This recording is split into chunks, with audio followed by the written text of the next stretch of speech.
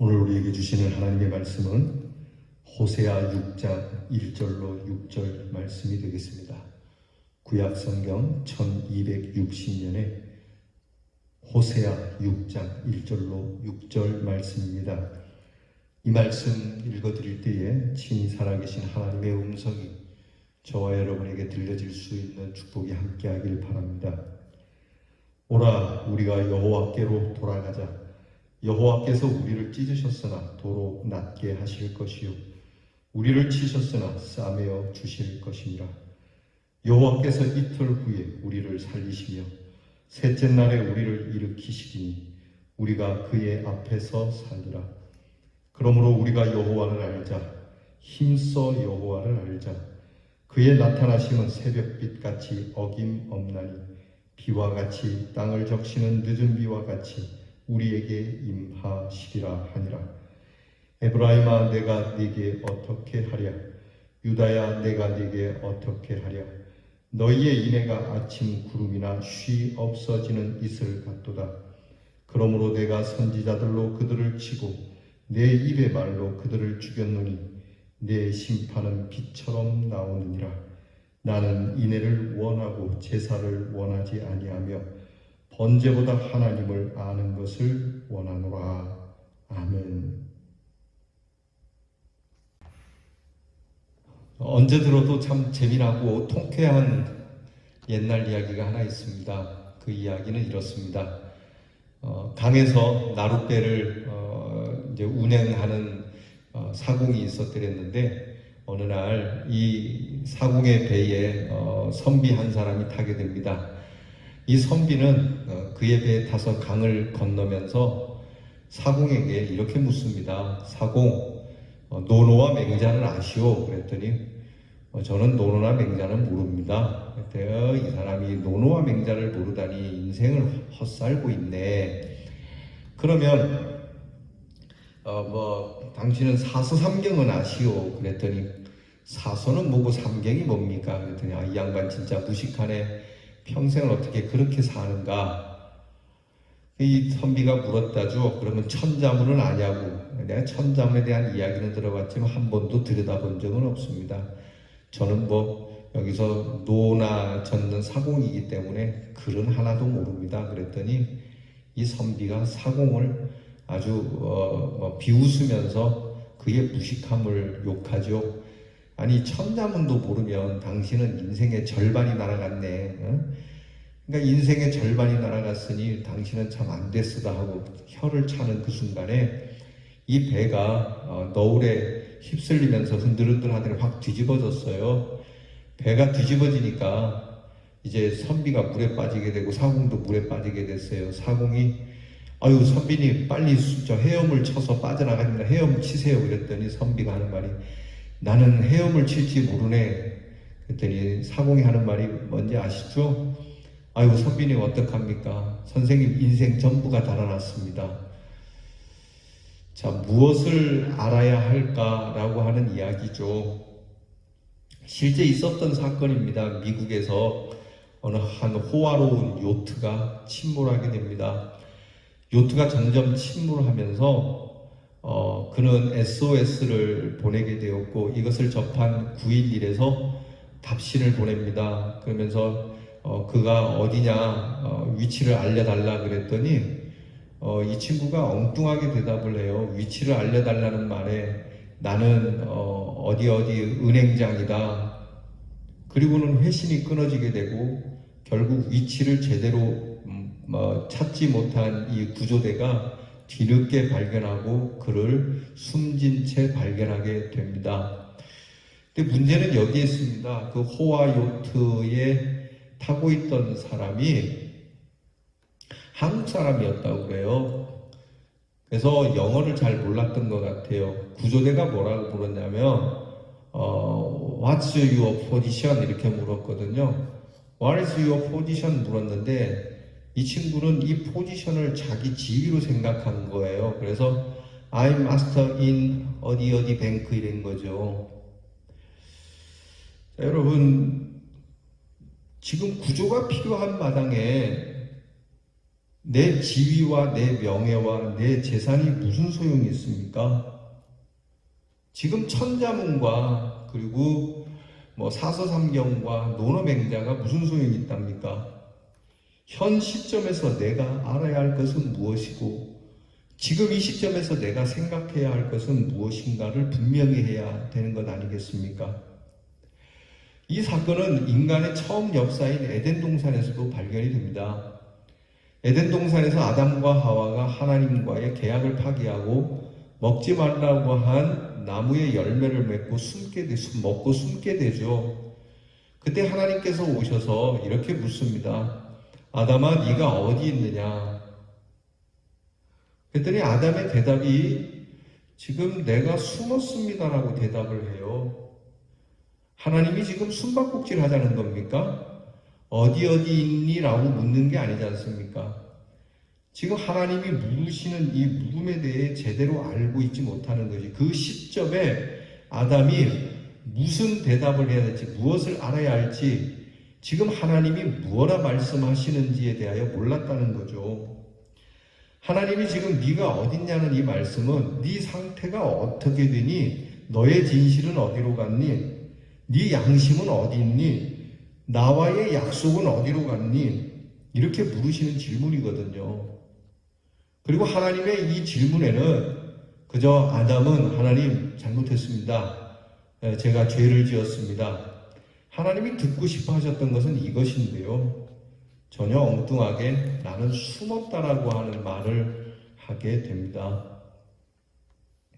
성경의 곳곳에 보면은 그 시점에 반드시 알아야 할 것을 알지 못해서 시간과 많은 재산을 낭비하고 인생을 탕비하는 경우가 있는데 대표적인 인물이 바로 야곱입니다. 야곱은 하나님 앞에서 그 스스로가 자신이 야곱이라고 하는 것을 알기까지 오랜 시간이 걸렸습니다. 사실 이 시간의 문제이겠습니까? 그렇게 오랜 시간이 걸려서 비로소 알게 된 것이 야곱은 겸손함이었다는 거죠. 자기 자신에 대해서 비로소 똑바로 보는 그 겸손함을 아는데 너무 오래 걸렸다는 겁니다. 그러니까 답은 겸손이에요. 겸손이 없이는 알 수가 없는 것이죠. 학교에서도 그렇지 않습니까? 선생님보다 더 많이 아는 학생, 나는 선생님보다 더 많이 알아 라고 생각하는 학생은 배우지 못합니다. 병원도 그렇지 않습니까? 지난주에 말씀드린 것처럼 내가 의사보다 많이 아는 환자라면 고침이 어렵듯이 말이죠. 겸손은 우리가 알아가는 지식에 있어서 매우 중요한 가장 기본적이고 핵심적인 근간이 되는 겁니다. 정신과 의사들이 이야기합니다. 이 정신질환에 걸린 사람들은 하나같이 나는 부족하다, 내가 잘못했다라고 하는 말을 하지 않는답니다. 오히려 나는 누구보다도 잘났고 누구보다도 똑똑하고 누구보다도 많이 안다라고 그들은 말한다는 거예요. 재미난 이야기가 있잖아요. 한 정신질환자가 나는 이순신이다 그러니까 옆에 있던 질환자가 네가 이순신이면 나는 나폴레옹이다 그랬더니 저쪽에 있던 한 환자가 내가 언제 너희를 이순신과 나폴레옹으로 그렇게 세웠더냐 그러더라는 거죠. 결국 교만은 들려지지 않게 하고 어리석게 만들고 우둔하게 만들고 무식하게 만들게 됩니다. 그래서 오늘 성경은 우리에게 먼저 겸손하게 내려놓고 하나님을 아는 데서부터 시작해야 된다고 말씀하고 있어요. 하나님을 아는 것, 여러분 호세아 4장 6절을 보게 되면 이런 말씀이 있습니다. 여러분께서 그 앞으로 돌아가면 호세아 4장 6절에 내 백성이 지식이 없어서 망했다라고 하는 말씀이 있어요. 기술이 없어서 망했다. 자본이 없어서 망했다. 그렇게 말씀하지 않습니다. 망하게 된 원인은 너희가 지식이 없었다. 이 얘기는 반드시 알아야 할 것을 알지 못했다는 얘기거든요. 왜 그렇습니까? 교만함에 지식이 들어가지 않은 것이죠. 오늘날 경제, 정치, 여러분 다 안다고 하는 사람 때문에 문제예요. 나는 부족하여서 이 경제를 더 알아야 되겠고 나는 정치를 모르기 때문에 정치를 더 알아야 하기에 이렇게 뛰어들게 되었습니다라고 겸손하게 말하는 경제가나 정치가가 없는 한 이 경제와 정치는 무너지게 되어 있는 것이죠. 신앙도 마찬가지입니다. 신앙도 하나님 내가 늘 부족합니다 하는 자는 하나님을 알아가게 되지만, 나는 잘 알고 있고 성경도 알고 기도도 잘하고 찬송도 잘하고 여러모로 잘 알고 있고 잘하고 있다라고 하는 사람에게는 지식이 들어갈 수 없다는 말씀이 됩니다. 정작 알아야 할 걸 모르는 것. 그럼 스스로 우리 한번 물어봅시다. 오늘 나는 내 자신이나 제대로 알고 있는가? 여러분들께서는 여러분 자신에 대해서 얼마만큼 알고 계십니까? 또 정작 알아야 할 것을 알고 계십니까? 대부분 보면 정말 알아야 할 것은 알지 못하고 별로 알지 않아도 될 일을 알아가는 가운데 복잡하게 사는 사람들이 있습니다. 문제는 우리가 우리 자신을 알려고 할지라도요, 나 하나 아는 것이라 할지라도 여러분 우리가 알 길이 없다라고 하는 데 있습니다. 아무리 나를 반성해보고 거울을 놓고 들여다보아도 나를 알아가야 할 길이, 나를 알 길이 없다는 것이 문제예요. 여러분 반성한다고 여러분을 알아요? 여러분 거울을 놓고 24시간 여러분을 본다고 여러분 자신을 알겠어요? 여러분 내 마음 나도 모른다라고 하는 여러분 이런 시구를 여러분이 들어보셨을 겁니다. 평생 그런 겁니다. 내 마음 나도 모르는데요. 남이 나를 알겠습니까? 그러나 성경이 증언하는 것은 하나님을 알 때에 비로소 나를 알 수 있다라고 말씀해 주시고 계세요. 그래서 우리의 신앙의 양심을 가지고 간증하는 바는 내 자신에 대해서 알려면 하나님을 알아야 한다. 나도 모르는데 하나님을 어떻게 압니까? 그래, 그렇기에 하나님을 알아야 된다라고 말씀하고 있어요. 곧 하나님에 대한 지식이 없이는 나에 대한 지식도 성립되지 않는다는 겁니다. 여러분 자녀가 부모의 사랑과 은총을 알고 나서야 자녀됨을 알 수 있듯이 하나님의 사랑과 하나님의 은총을 알 때야 비로소 하나님께 지은 바 된 인간됨을 알 수 있다는 얘기예요. 파스칼이 그 유명한 팡세 속에서 그렇게 이야기합니다. 그는 팡세 속에서 정신적으로 인간은 세 종류로 나뉘는데, 하나는 하나님이 있어도 좋고 없어도 좋고 하나님에 대하여 무관심한 종류가 있다고 합니다. 하나님이 있든 없든 나는 상관하지 않는다. 그냥 그렇게 살아가는 것이지 라고 스스로를 포기하는 인간이 있고요. 그런가 하면 하나님을 찾기 위하여 정말 애를 쓰고 애를 쓰는 종교형과 철학형이 있다고 합니다. 정말 하나님을 찾기 위하여서 엄청 애를 쓰는 형. 그런가 하면 하나님의 은혜 가운데 있어 하나님의 사랑에 사로잡혀서 살아가는 은혜의 사람들이 있다고 합니다. 우리는 어디에 속해 있을까요?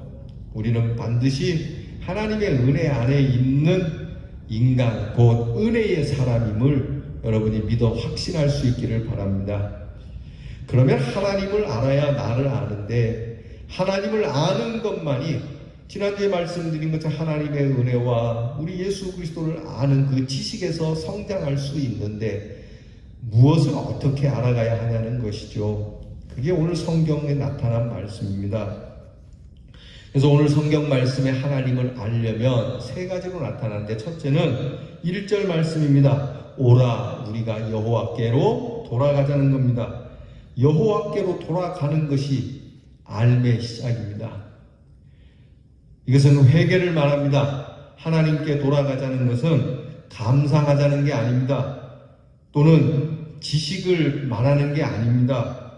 생각을 바꾸자는 게 아니에요. 진짜 일어나서 하나님께로 몸을 향하여 돌아가는 액션을 얘기하는 겁니다. 여기서 돌아가라는 말은 돌아오라는 말씀과 동일한 말씀이에요. 무조건 돌아오라는 거예요. 찬양도 있지 않습니까? 어서 돌아오, 어서 돌아만 오. 다른 것이 뭐 필요하겠습니까? 돌아만 오라는 것이죠. 앉아서 이러니 저러니 얘기할 게 아닙니다. 그냥 돌아오라. 하나님을 아는 것은 돌아옴으로부터 시작되는 겁니다.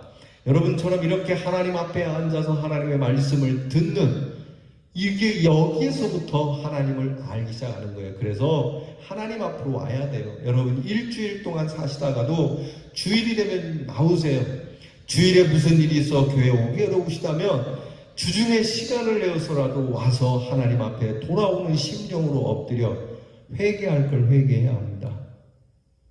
여러분 회개가 생각입니까? 회개가 지식입니까? 아닙니다.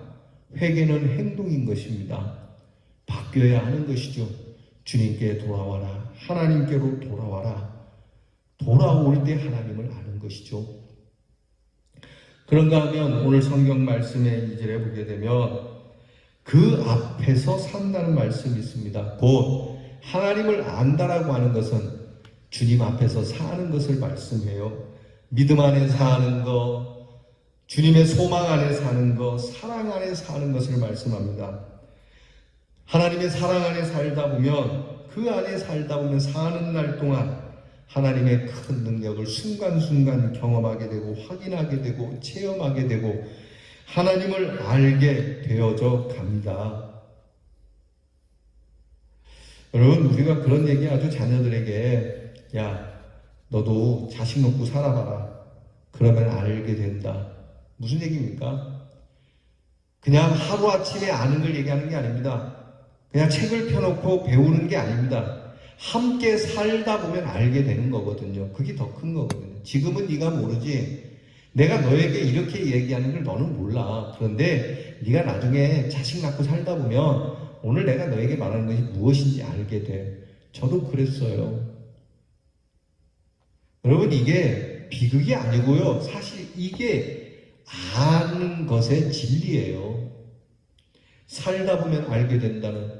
여러분 나훈아 씨의 노래도 있더라고요. 보니까 살다 보면 알게 돼 버린다는 의미를. 저 그 노래 가사 되게 좋아해요. 살다 보니까 알게 되더라고요.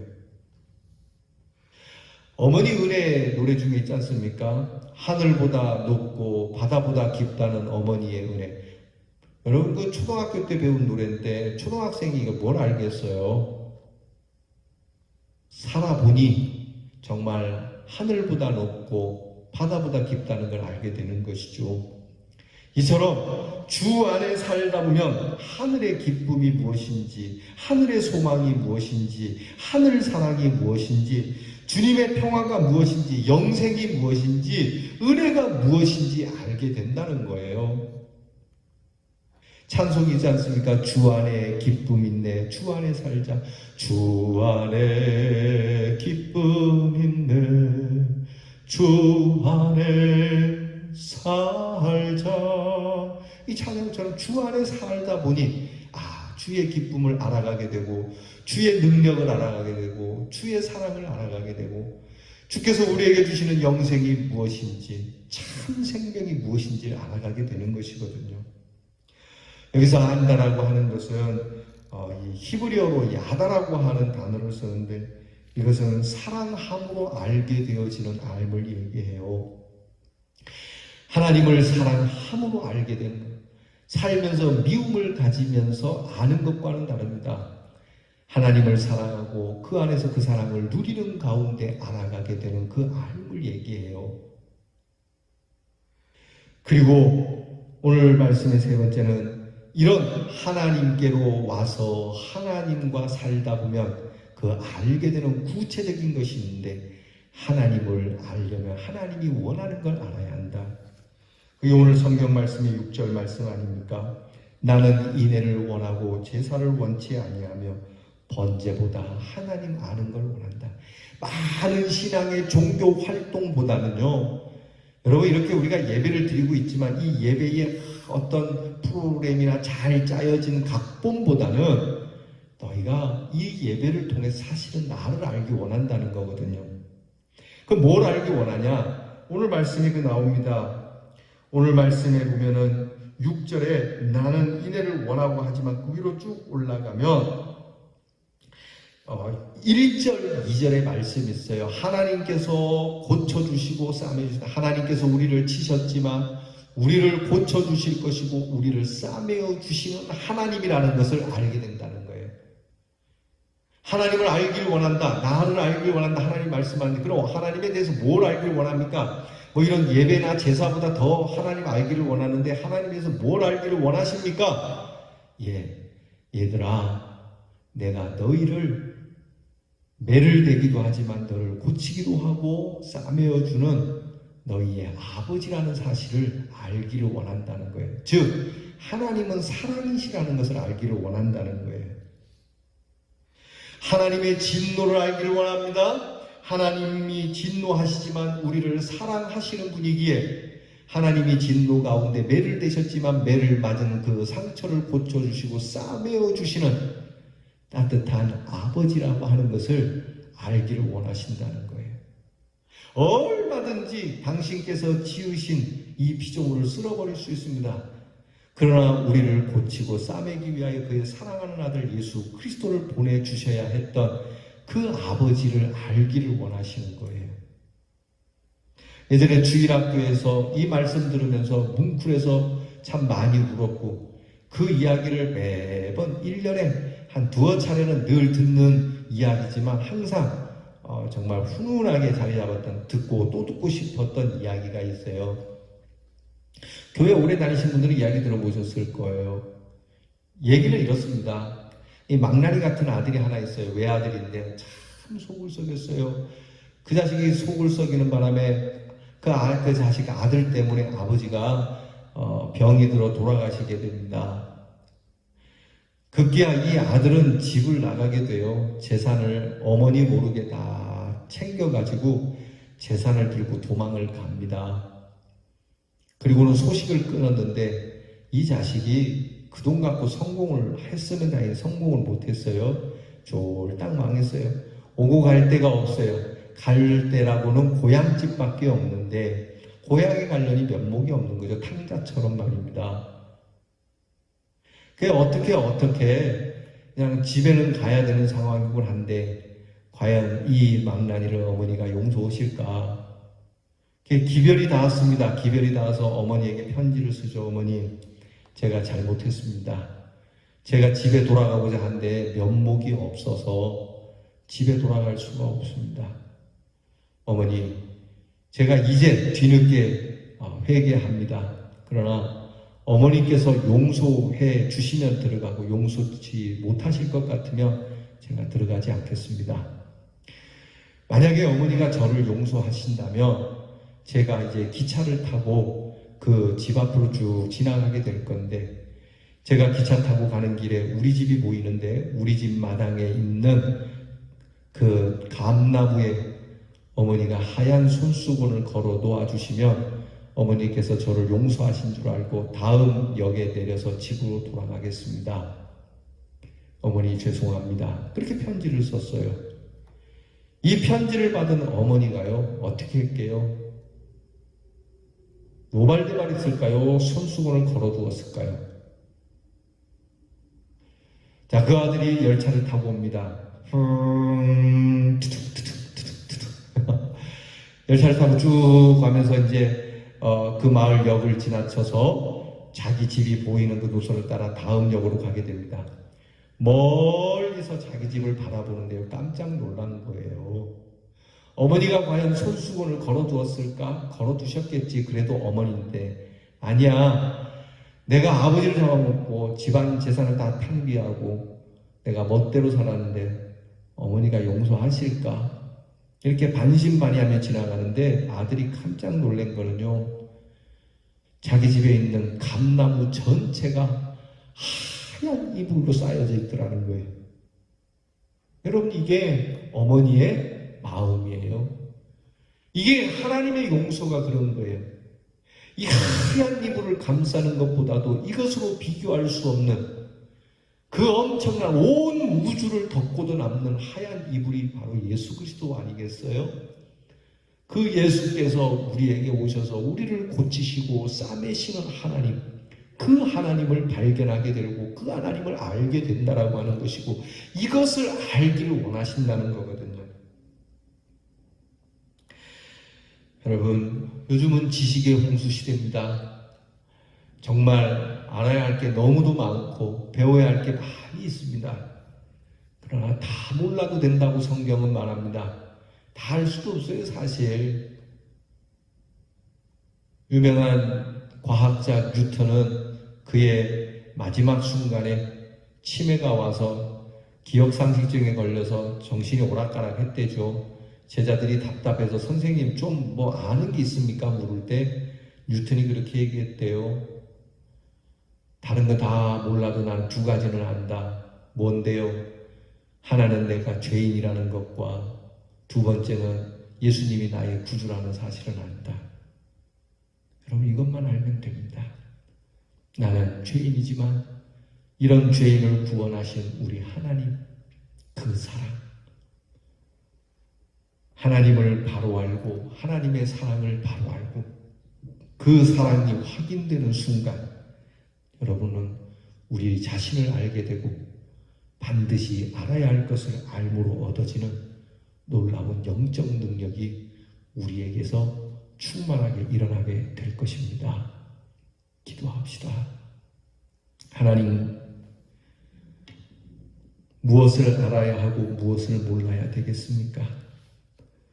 정작 알아야 할 것을 알지 못하고 몰라도 될 것을 알아가는 이 미련한 저희들은 아닌지, 오늘 하나님의 말씀에 오라 우리가 여호와께로 돌아가자, 우리가 여호와 안에서 살자, 그분은 우리를 찢으시지만 낫게 하시는 치유의 하나님이시고 싸매어 주시고 사랑해 주시는 하나님이시라는 것을 저희가 바르게 알고 하나님의 그 사랑, 그 소망, 하나님의 기쁨을 바르게 알아 우리의 믿음이 바르게 되어지고 우리 자신을 알아 하나님 앞에서 바른 삶을 살아가는 저희들이 되게 해 주시옵소서.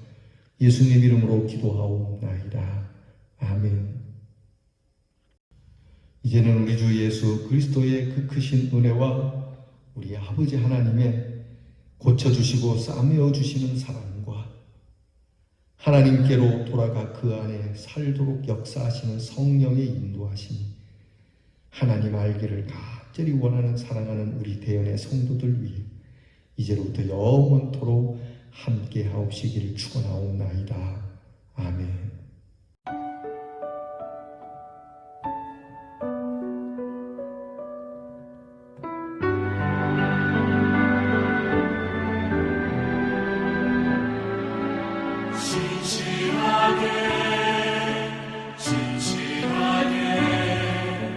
거룩하게 살게 하소서. 신실하게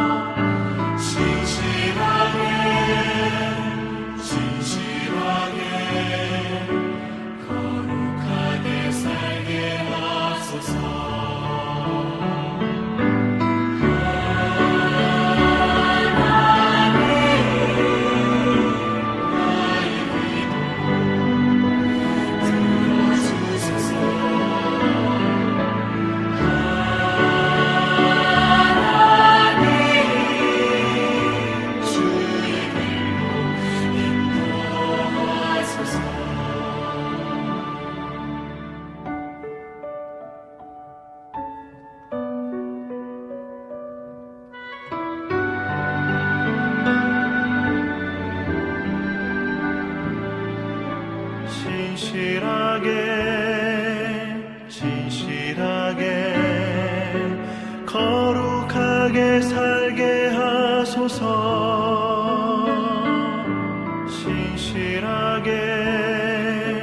진실하게 거룩하게 살게 하소서.